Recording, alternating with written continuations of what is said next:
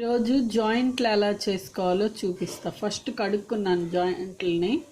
ఇట్లా ఘాటులు పెట్టుకోవాలన్నమాట. పెట్టుకొని కుక్కర్లో 2 విజిల్స్ వచ్చేదాకా పెట్టాలి. ఇలా ఉడికిపోయినాయి అండి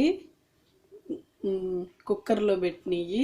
ఇప్పుడు ఇవి మసాలా కలుపుకోవాలి. అల్లం వెల్లుల్లి చెక్క లవంగ యాలుక్కాయ మిక్సీ వేసిన పేస్ట్ అండి. తర్వాత నిమ్మకాయ ఇట్లా వేసుకోవాలి.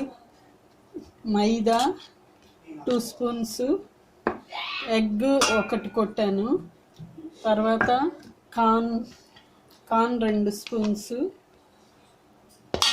కలపాలండి. తర్వాత గరం మసాలా, తర్వాత కొంచెం పసుపు, తర్వాత సాల్ట్ 2 స్పూన్స్.